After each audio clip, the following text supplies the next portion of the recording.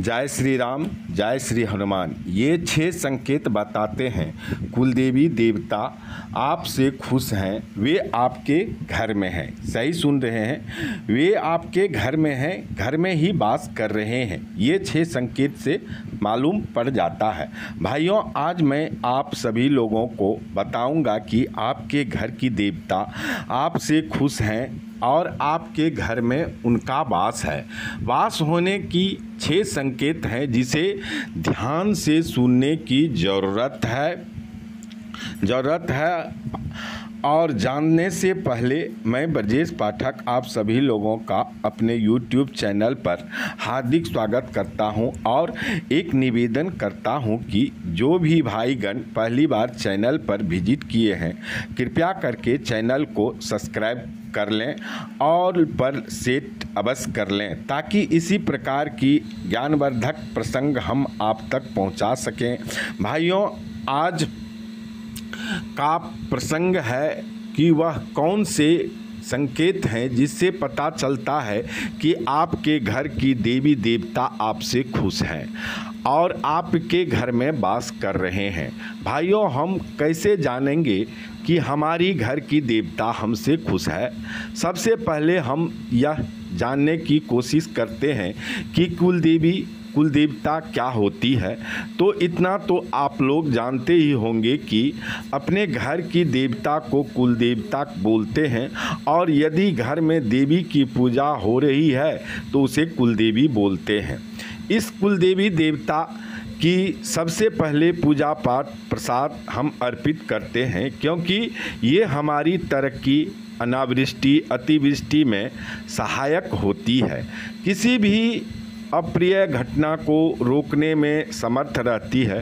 कोई भी नकारात्मक शक्ति को हमारे घर में प्रवेश नहीं करने देती है। उनके रहते हमारे घर में कोई बाह्य शक्ति हमारी अनिष्ट नहीं कर सकती है। जिस तरह से एक माँ अपने बच्चे की देखभाल करती है, उसी तरह से कुलदेवी देवता हमारी आपकी रक्षा के लिए सदैव तैयार रहती है। कुलदेवी देवता को खुश करने के लिए किसी भी प्रकार की साधना करने की ज़रूरत नहीं है, क्योंकि वह पहले से सिद्ध है। कारण वे हमारे पूर्वजों द्वारा पूजित होकर सिद्ध शक्ति है।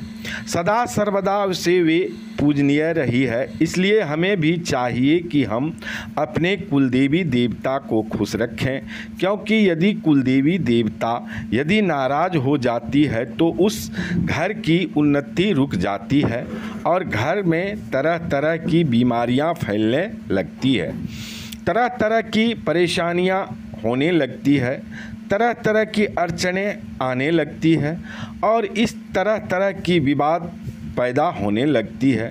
और तो और उस घर में संतान सुख जल्दी नहीं मिलता है। वंश परंपरा भी आगे बढ़ने में भी परेशानी होने लगती है। कई अड़चन ऐसे हैं जो आने लगती है, लेकिन इनके लिए हमें कुछ विशेष नहीं करना पड़ता है। कुलदेवी देवता को खुश करने के लिए कुछ विशेष नहीं करना पड़ता है, क्योंकि जैसे हमारे घर के बड़े बूढ़े बुजुर्ग लोग होते हैं, वैसे ही हमारे घर के कुल देवता होते हैं। ये जरा सी ही पूजा पाठ और प्रसाद में प्रसन्न हो जाती है। अब घर में कोई खुशखबरी हुई तो कुल देवी देवता की पूजा कर लिए और चढ़ावा चढ़ा दिए। शादी विवाह हुआ तो अपने कुल देवता की पूजा कर लिए। यानी हर खुश खबरी में अपने कुलदेवी को की पूजा पाठ चढ़ावा करते रहने से ही हमारी कुलदेवी देवता हमेशा खुश रहते हैं। और यदि कभी आपको लग रहा है कि नाराज हो गई है, तो अपनी माता पिता की तरह ही अपने कुलदेवी देवता को खुश कर लें। और वे खुश हो जाती है। अब इसके खुश होने के संकेत होते हैं, तो वह संकेत क्या होता है और कैसे जाने कि हमारी कुल देवी देवता हमारे घर में हमारी रक्षा करने के लिए हमेशा हमारे घर में वास कर रहे हैं।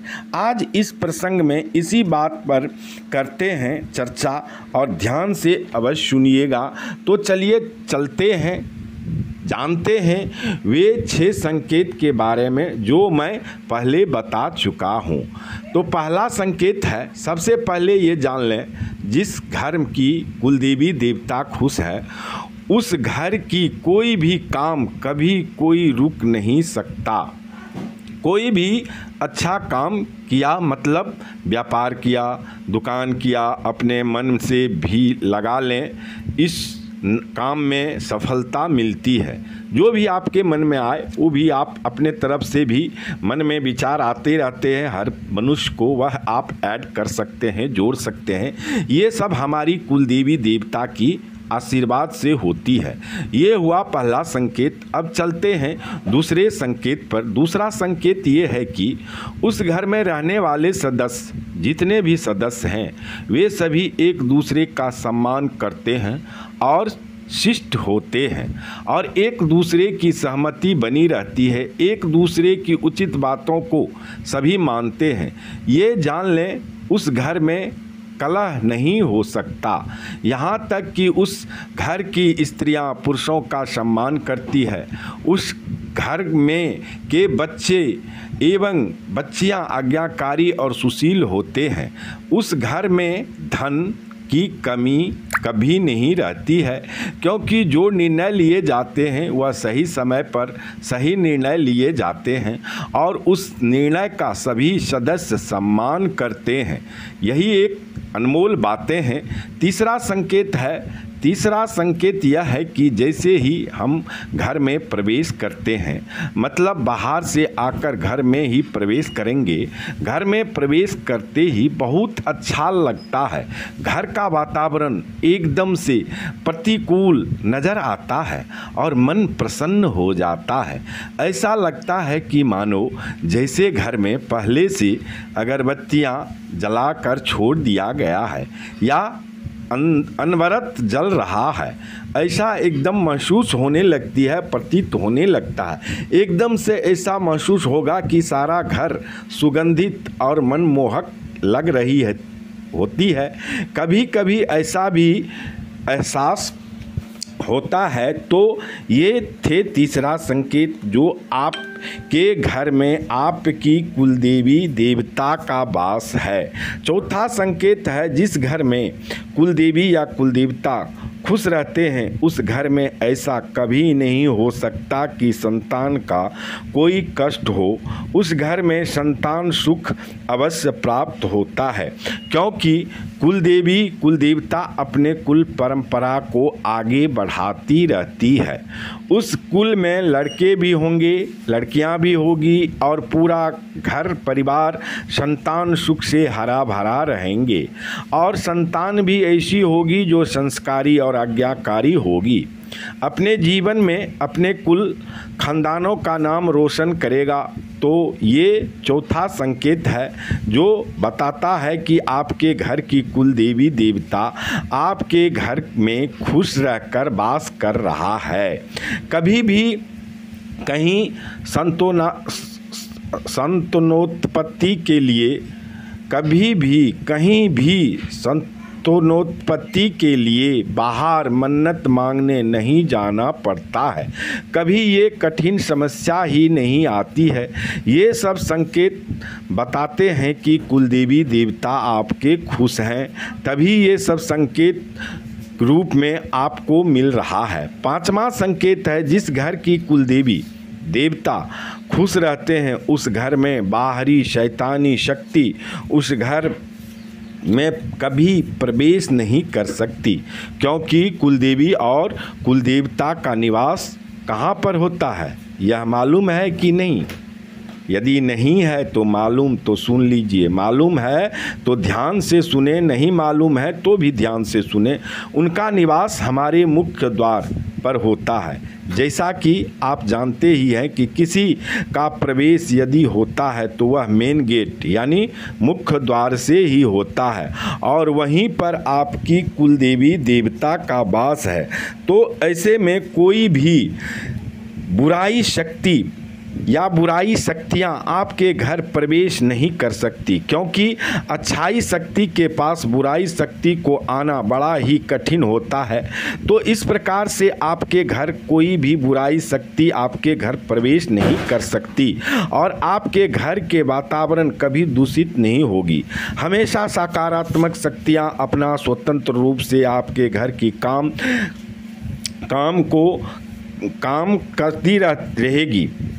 ये सब कुछ आपके कुलदेवी देवता की खुश रहने से होता है। अब अंतिम संकेत जो है वह है कि अगर हमारे घर की कुलदेवी देवता किसी कारणवश हमसे नाराज हो जाते हैं तो हमारे आपके घर के मुख्य व्यक्ति को या बुजुर्ग व्यक्ति को स्वप्न के माध्यम से वे नाराज होने का कारण बता देते हैं या संकेत दे देते हैं कि मैं इस कारण से नाराज हूँ। ऐसे समय में हमें समझ जाना चाहिए कि हमारी कुलदेवी देवता नाराज हैं, तो बिना देर किए हुए हमें अतिशीघ्र मना लेना चाहिए। कारण ये बड़ी सरल और सर्वोत्तम उपाय होता है अपनी कुलदेवी देवता को मनाने का।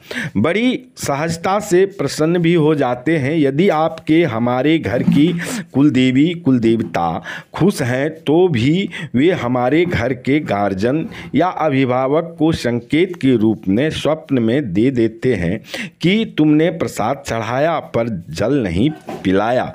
यानी ऐसे ही उदाहरण हो सकते हैं जो समय समय पर आपको बताया करते हैं। जैसे घर में बुजुर्ग लोग बताया करते हैं, आप यह निश्चित मान लो कि जिसके भी घर में कुलदेवी और कुलदेवता खुश रहा करते हैं वह घर नहीं, वह घर स्वर्ग होता है। स्वर्ग, क्योंकि कुलदेवी कुलदेवता जैसा रहना चाहते हैं आपके घर में वैसा आपको बना लेगा, वैसा माहौल दे देगा, वैसी ही संस्कार उत्पन्न कर देगी। वे अपनी औरा शक्ति से आपके घर को ऊर्जावान बना देती है। और जिस घर में भी कुलदेवी कुलदेवता का ख्याल रखा जाता है, उनकी नियमित पूजा पाठ चढ़ाया जाता है, उस घर या उस परिवार के उस सदस्य को औरा शक्ति से सम्माहित कर देती है। भाइयों, किसी भी मार्ग में यदि आपको सफलता पाना है तो अपने घर की कुल देवी देवता को खुश रखना पड़ेगा। एक कहावत भी है कि घर दही तो बाहर सब सही।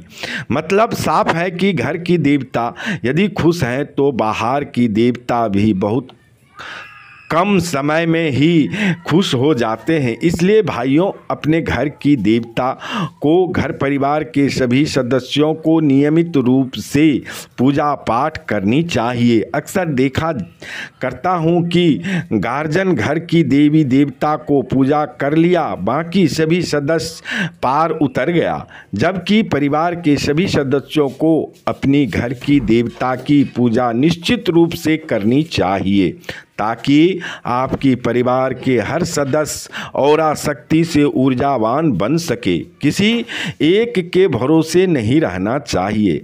आशा करता हूं कि यह प्रसंग आपको अच्छा लगा होगा। यदि अच्छा लगा हो तो लाइक करके अपने दोस्तों को भी शेयर करें और कमेंट बॉक्स में जय श्री राम लिखना न भूलें। लिखने से हाथ पवित्र, लिख कर देखने से आँख पवित्र, बोलने से मुँह पवित्र, बोलकर सुनने से कान पवित्र। ये सब पवित्र करने के लिए जय श्री राम। प्रभु करे आप सबका कल्याण।